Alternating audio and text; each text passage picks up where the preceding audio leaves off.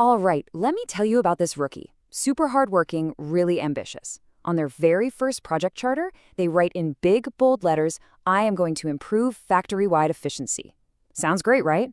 Well, fast forward 3 months, the equipment is trashed, the union is on strike, and the boss is, let's just say, not happy. This is the classic story of how good intentions can pave the road to a complete professional disaster. And when a master black belt, an expert in this stuff, was asked what happened, their assessment was pretty blunt. The rookie made huge errors in what we call the Six Sigma define phase. That's the very first step, the foundation of any project. So no, this isn't just some unlucky story. It's a perfect case study of what not to do.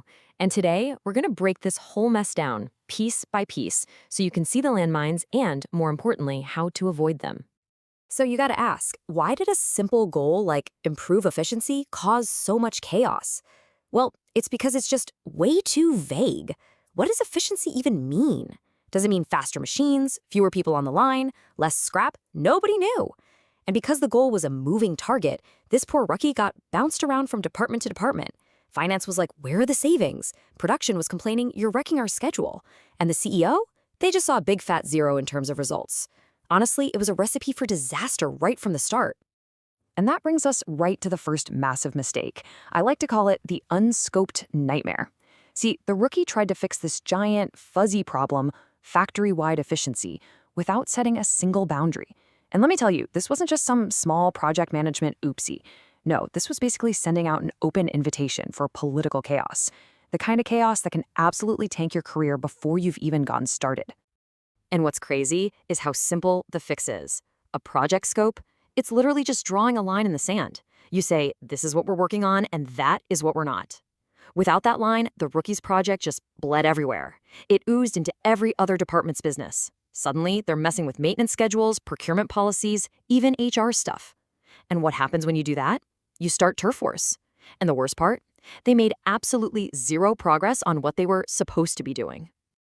So here's the life jacket that could have saved them. A SIPOC diagram. Now, that sounds fancy, but it just stands for suppliers, inputs, process, outputs, and customers. It's a simple little chart that would have forced the rookie to define the exact process they were trying to fix. Who provides the stuff, what's the actual process, and who gets the thing at the end. It would have put a fence around the project and stopped them from trying to, well, boil the entire ocean. All right, so that's mistake number one. Let's talk about the next major failure because you'll see how these things just stack on top of each other. Not only did the rookie fail to define the process, they completely ignored the actual people involved in that process. They were totally deaf to the voice of the customer. Now, in the world of Six Sigma, when we say customer, we don't just mean the person at the end of the line buying the product. Nope. A customer is anyone who receives the output of your process. And in this case, a super important customer was the line workers themselves. But their voice? Completely ignored. The rookie just assumed they knew what the workers wanted, what efficiency meant to them, and that assumption, oh man, it was a disaster. The Kano model explains this perfectly. It's a tool that helps you understand what customers really want. See, the workers had what we call a must-be need. It's a basic expectation. For them, it was a manageable workflow with less forced overtime. Now, giving them this wouldn't have made them throw a party, but taking it away, well, that causes huge problems. But what did our rookie do? They ignored the must-be and tried to introduce a delighter, a cool, unexpected feature. In this case, it was more surveillance to make them work faster. The workers didn't see it as a delighter. They saw it as punishment. It completely missed the point and was the final straw that triggered the strike.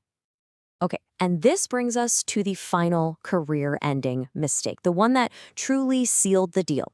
After months of creating chaos, it was time for the rookie to report on their progress. And how did they do it? Not with data, not with facts, but with feelings. And I am not making this up. When the boss asked for a progress report, the rookie's actual answer was, "I feel like everyone is working faster." Can you imagine? I feel like... In that one sentence, any and all professional credibility they had just vanished. Poof. Gone. That answer completely destroyed the boss's trust, probably forever. So let's just look at the difference here, right? The rookie's report was all fluffy adjectives. A professional's report is built on hard metrics. You don't say faster, you say cycle time reduced by 2 seconds. You don't say better, you say scrap rate is down 3%. And you always tie it back to the money. That's an estimated $46,000 in savings.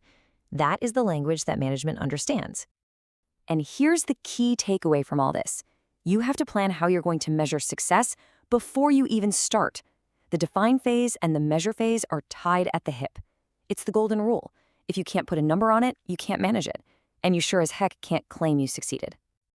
All right, enough of the doom and gloom. We've seen the disaster in all its glory. So now, let's talk about the solution. How could this whole nightmare have been avoided right from the get-go? Well, it all comes back to one single, powerful document, the project charter. This is what a real professional charter looks like. It's got a crystal clear business case. Why are we even doing this? It's got a specific problem statement. What's the actual pain point we're trying to solve? It has a SMART goal, and yeah, that's specific, measurable, achievable, relevant, and time-bound. It's got a defined project scope, what's in, what's out, and maybe most importantly, the expected financial benefits. This document right here is both your shield and your roadmap. So let's just boil this all down to a simple plan, okay? To make sure this never happens to you, you just have to remember 3 things in your define phase. Step 1, define your boundaries. Use a tool like SIPOC to draw the lines. Step 2, define your customers' needs. Go out and actually listen to their voice. And step 3, define your metrics right up front. Plan how you're going to measure this thing before you do anything else.